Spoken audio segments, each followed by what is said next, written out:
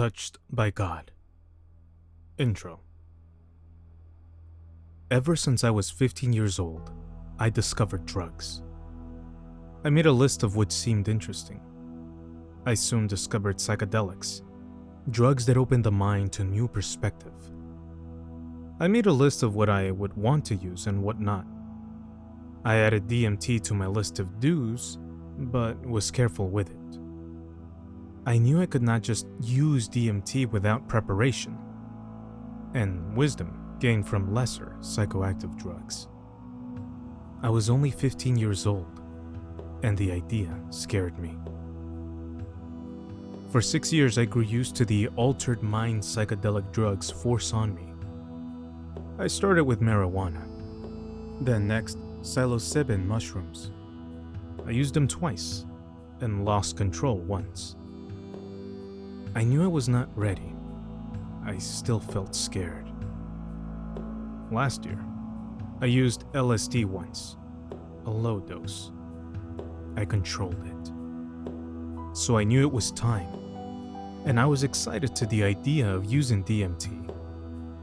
So, in the summer of 2013, when I was 21 years old, I visited a good friend who had made me an NN-DMT himself. It wasn't pure. He said about 70% DMT and 30% chemical residue. He had been my friend for over 10 years, so he told me the risks truthfully and said, "So, how about it?" I got scared and thought to myself, "Wait, what, you mean now?" "Now," he said. He told me he tried using it himself, but he has weak lungs. He couldn't hold the DMT smoke and lung enough to break through, but he knew my lungs could take a lot more. He was right. I asked him, should we go outside to a park? He looked at me with a frown and said, "You sure you know what DMT will do to you? You won't be able to walk at all." I didn't really comprehend what that meant.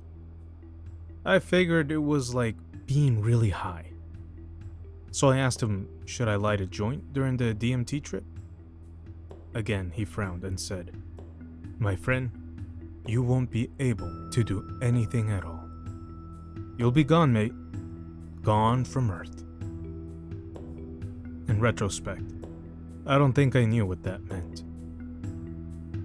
The room I was in was a student room, a small one, maybe 10 square meters. His room was decorated with psychedelic art and classy paintings. He played the Sacred Spirit album from his laptop and dims the lights. I got really nervous, and to be truthful, more than a little scared. He told me, "Take 3 hits, full hits, keep it in your lungs for as long as you can." So I asked him for the pipe. He told me, "No, I'll hold it. You just hit it. Now, go sit on the bed. You'll fall down." So, that's what I did. He took the pipe. Most junky pipe I have ever witnessed in my life. It was a homemade plastic crack pipe. I looked at him and said, "Seriously?" He filled it with over 50 milligrams of DMT, excluding the residue that was still in the pipe, and preheated it. Smoke was coming out now, and I was nerve-wracked. "Hit it," he said. Onset. So, I leaned closer and took a hit for over 3 seconds. The smoke was in my lung for only 2 seconds, and it hit me like a bulldozer. It tasted and felt terrible. The worst smoke I had ever had in my life. Like plastic burning in my lungs. I started to hallucinate heavily. Eyes were opening in the curtains. The walls started to vibrate. I could hear my friend say, "One more time." But I couldn't see him. His voice was heavily altered, like it was being played through a computer and being played with. The pitch was lower, and it was like he talked in slow motion. So I hit it again. This time, I was starting to get really dizzy and heavy. A faint noise was starting to arise in the room, much like sound distortion. I felt like I had trouble breathing now and started sweating. I couldn't hear the music anymore and could barely see anything. But the sound distorting was getting louder. I knew I didn't have long. "One more time," he said. So I took a third hit and fell. I could hear him say, "One more time." And with all the strength I could muster, I answered, "No, enough." But it was like I spoke in slow motion. The sound distorting was embracing me, like a mother embracing her child. I felt strange. I didn't comprehend what was happening to me. What is this? Where am I? What happened? I asked the when, why, what, and how questions. I could still feel my body sweat, and it felt like my nose was bleeding, but I couldn't move. And slowly it was like I could feel the DMT move through my body, and everywhere it came, it killed me. It was cold. I couldn't feel my arms at first. Then I couldn't feel my legs. And lastly, I couldn't feel my heart and breathing. Coming up, I was alone in my mind and there was nothing but my thoughts. Thoughts, I thought, must be what death is like. Am I dying? Wake up. Please wake up. Please wake up. I didn't. I tried waking up for what felt like an hour. No good. Did I become my friend's experiment? Did he kill me? No. Having a corpse in his bed would get him in serious trouble. Then I must have accidentally took too much. Yes, that's it. I took too much DMT. I am the first person dying on DMT.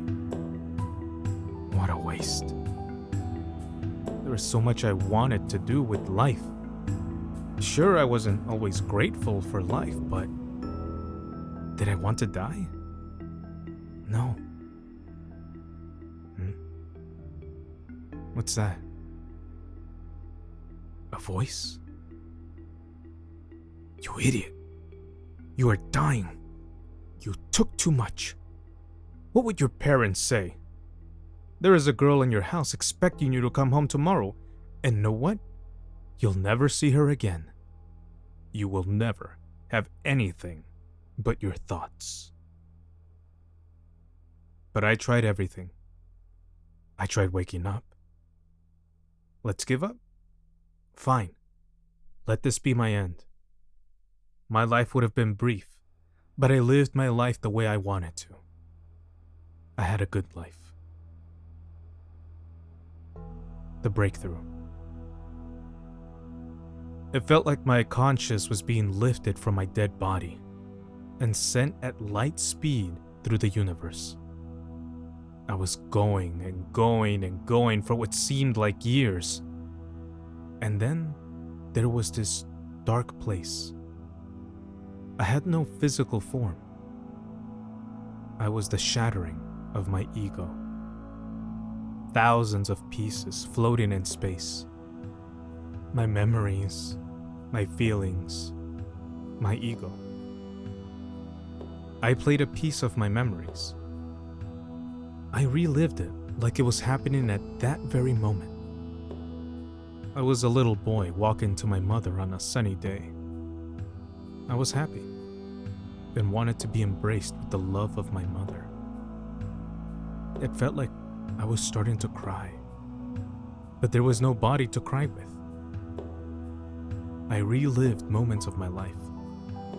My first kiss, meeting my first friends, being bullied, my first fight. I felt everything. I started to get control over my shattered ego floating in space. My first thought was not where am I, but when am I? I am no believer of reincarnation, but it felt like this is where souls go to wait for rebirth. And I felt a presence. He felt that I could feel his presence. It felt like a him, not a her. I wanted to meet him. And instead of moving through space, space moved around me, and I started going forward. What I encountered next was beautiful. A floating ball of light. It was huge, like a red giant in comparison to planet Earth, and it made colors and shapes with its tentacles of light. Millions of tentacles of light going everywhere. I saw colors and shapes I had never witnessed before. It was profound. Tentacles started going my way to my shattered ego. And when it touched me, I learned all the secrets of existence. Images flashed in my head. Space, men, alien, gas, colors, murder, sex, TV, propaganda, the news, pain and suffering, technology, the past, the present, and the future. The formula, the math behind existence, became mine. And I realized all that is but perspective in an infinite large universe. I am God, and I am men. I am the devil, and I am the saint. All that I see and all that I feel is but my perspective. If men and women will ever live together in peace, we must understand that all that we feel is but perspective. Our greatest enemy is our ignorance. We kill and hurt because we don't understand. These people we kill and hurt are not bad, they are different. They have a different perspective. Western society has taught me prejudice, has taught me so-called good and wrong, but they are just one of many perspectives in the universe. And maybe, just maybe, no one is right. Not even me. Coming down. I started to hear music and chanting. I could feel my body become whole again, and slowly I could feel the sweat on my face and the pain in my lungs. I opened my eyes and could see the eyes on the curtain stare at me. I felt very light and started to speak. Water. A man sat next to me. He was chanting and appeared to make a sign in the air, almost like he was conjuring up magic. His face was covered in a mask of light and color. It seemed familiar. He gave me water and kept chanting. His long blonde hair was swirling. It fascinated me, just like his chanting and signs. I drank. It felt good. The memories of my breakthrough started to come to me. I lay down on the bed and smiled. I felt great. I traveled and found truth. I could already feel it changed me forever. A familiar voice. Are you okay? was it? He calmly asked. I was back. After Effects. I am one of you. A perspective in this increasingly mad and dangerous world. But I hate no longer. Hate is for the unloved and the unnatural.